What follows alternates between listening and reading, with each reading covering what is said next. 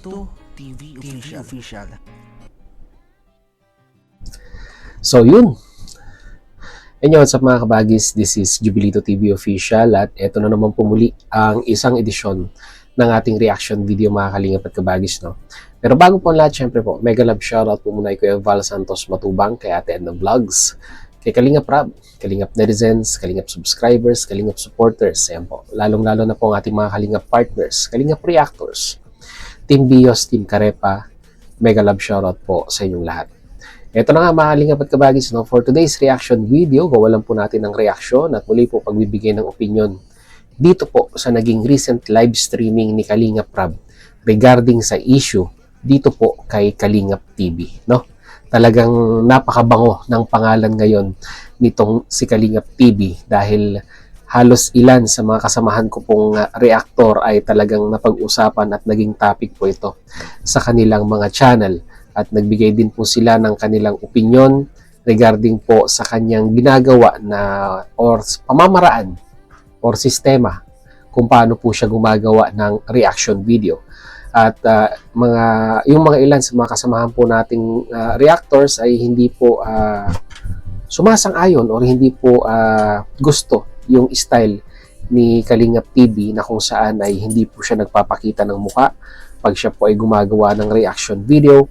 And at the same time ay hindi rin po nila nagugustuhan yung style niya na pawang mga video clips lang po yung kanyang nilalabas at hindi po siya nagbibigay ng kanyang opinion.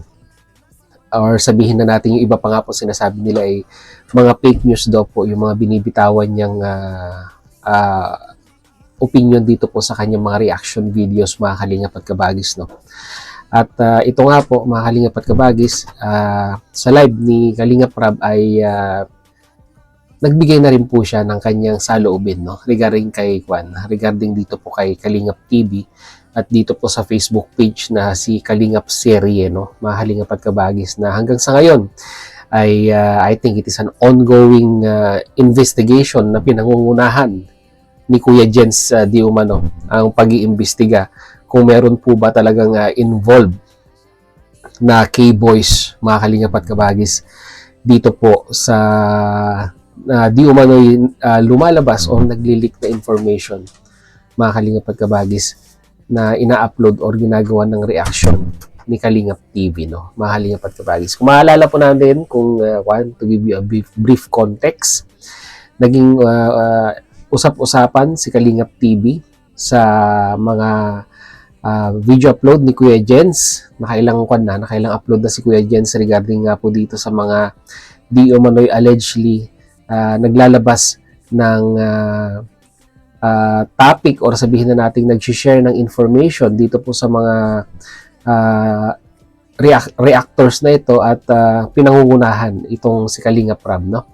To be specific nga po itong si Kalingap TV. So ito, mga kalingap at kabagis, no? Pakinggan natin yung thoughts, yan, thoughts, yung opinion ni Kalingap Rab regarding nga po kay Kalingap TV. Ano ang kanyang masisay at ano ang payo ni Kalingap Rab dito kay Kalingap TV. Challenge to be accepted ba ang gagawin ni Kalingap TV sa mga susunod niyang video upload dahil talagang mabigat ang parang lumalabas na hamon ni Kalingap Rab dito kay Kalingap TV. Ano yung hamon niya? Ito, panoorin po natin mga kalingap at kabagis. Narito po yun.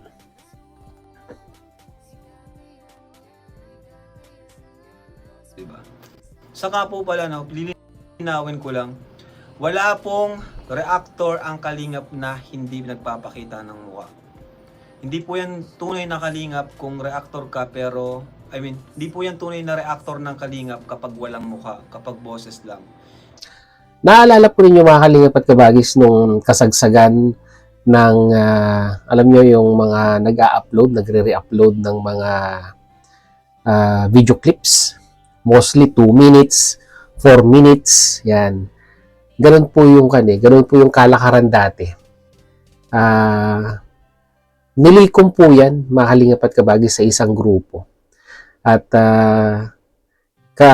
si Bopil ang kwan dyan, mga kalingap at kabagis. Si Bopil ang naatasan noon na kontakin itong mga kolorum na ito, kasi tinatawag po natin silang kolorum kasi po hindi naman po sila hindi naman po sila registered at that time, at sila ay nakikinabang sa mga videos ng Kalingap na talagang nagigain ng limpak-limpak na views, mga Kalingap at Kabagis, at by the end of the day, kung sasahod po sila dito po sa YouTube, ay wala naman pong napapakinabangan, no?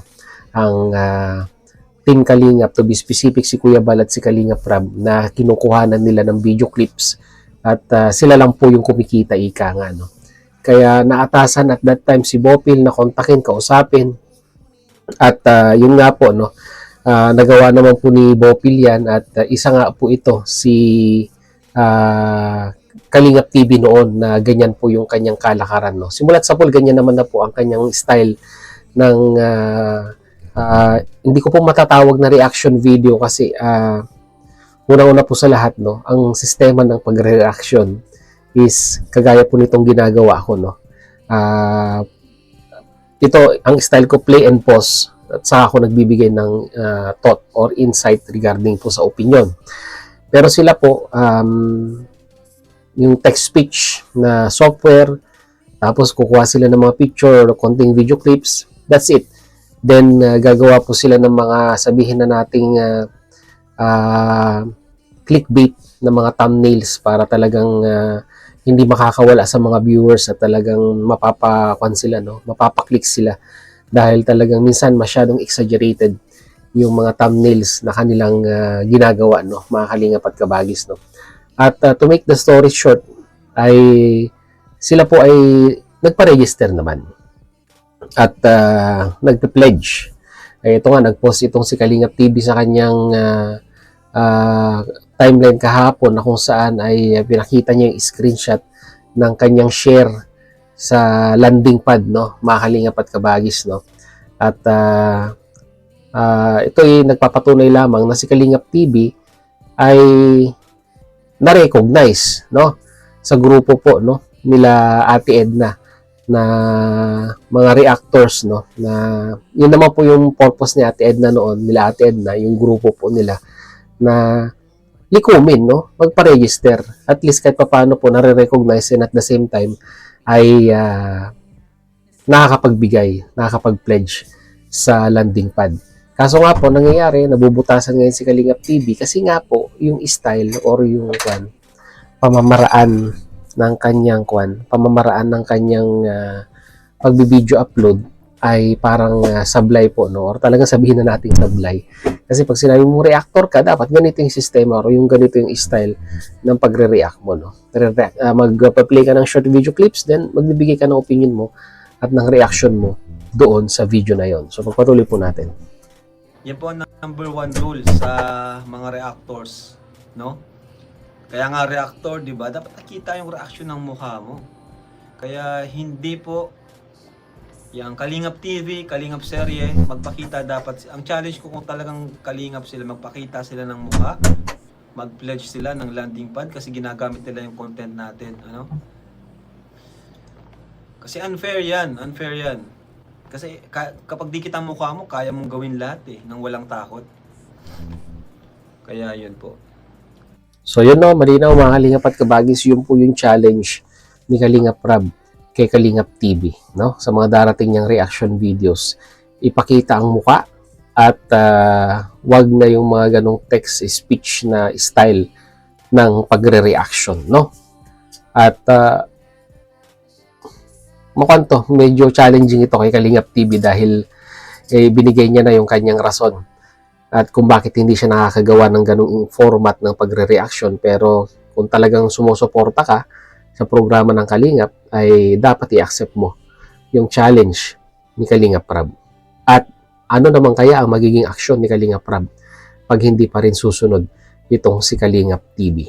Yun po yung aabangan natin sa susunod na kabanata, no?